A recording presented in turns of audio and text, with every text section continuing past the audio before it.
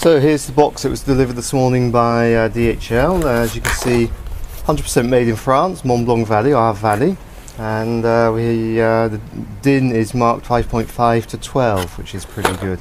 That's 2 more than the Dynafit Comfort, same as the FT12. And here we have the inside of the box and the bindings, toe and heel piece. So toe piece, all aluminium affair, apart from of course the hardened steel pins as with the Dynafit and the springs. The biggie with this is that you have a aluminium crampon holder.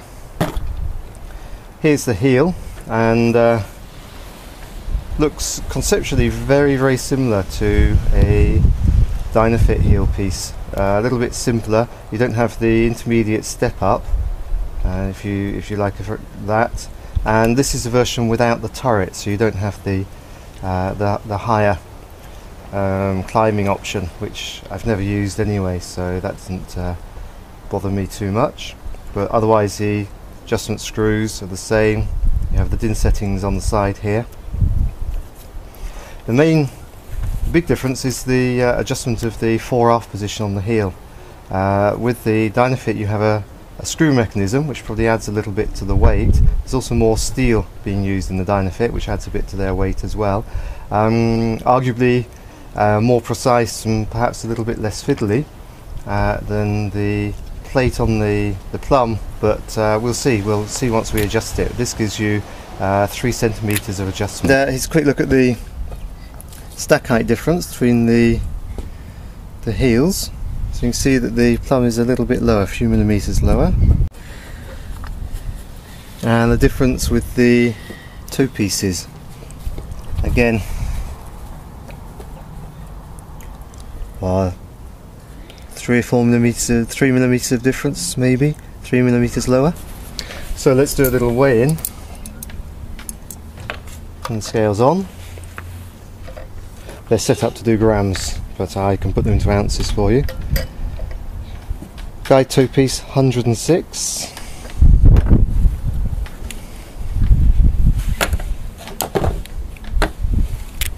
Heel piece 215. The two together 3 to 1, which gives us about 640 grams. But you shouldn't forget that you have to add 8 screws to that. So let's put the screws in. Whoops. We end up with 340, 680 with screws for a pair of Plums. Let's see how that compares to the Comfort. So I won't bother checking with the screws because they're slightly heavier on the Dynafits. So here's a Comfort heel piece, 235, and Comfort toe piece. There's a screw left in here. I'm just going to add a few grams. I'll just take that out quickly. Comfort toe piece, 153. The two together. Ooh, without screws, a whopping 390. So that gives you 780 grams altogether. So this is especially for our American friends. 3.8 ounces. Heel piece 7.5 ounces.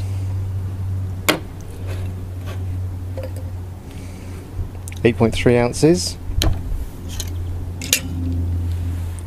5.5 ounces. So it seems like most of the weight saving on the Plum Guide is on the toe piece. So the first thing to do is to remove the existing bindings. I've already taken off the heel piece here. You need a big screwdriver, and sometimes you need to apply a little bit of heat to the screws, as they're normally mounted with some glue to make them waterproof. And the Plum should be hole-to-hole compatible with the Dynafit. And the one thing to notice on the rear here is the hole positioning, the actual width between the holes is slightly different, so you can't mount the binding backwards, and I'll come back to that in a second. You may be wondering about this thing. It's actually a little rubber stopper because I use the flexible FT3, FT1 Scarpa boots, and without that you tend to get some pumping when you ski, which can be dangerous because you can end up with a pre-release of the rear of the binding in certain circumstances. So take a big screwdriver and with a lot of force find and there we go. So here we fill the front with some Patex in there and a little dowel.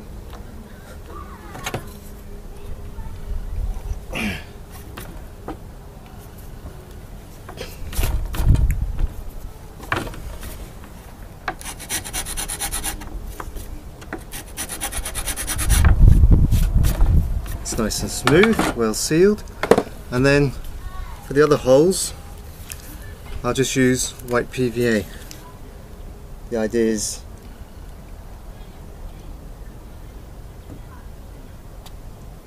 just to seal them off. So here we go, fitted. You can get a Kuto in there, ski crampon.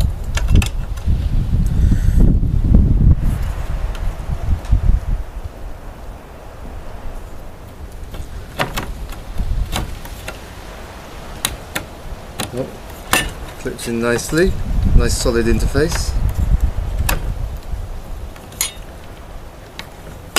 and locked as normal, and then push down, nice big lever at the front for opening.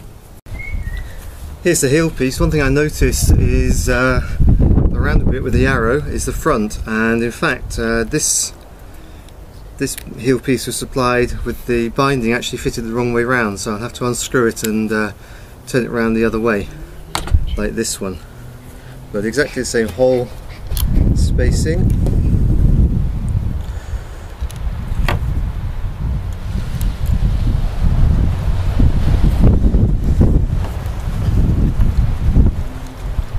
Best to slacken the binding off so you can move it right out of your way.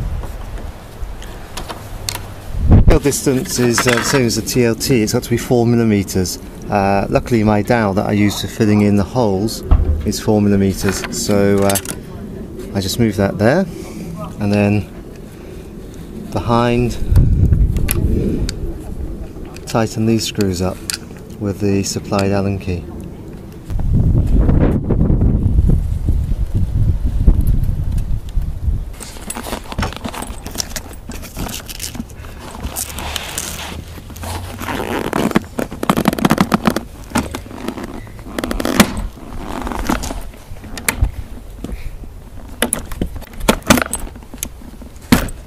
See the point of my little rubber piece there?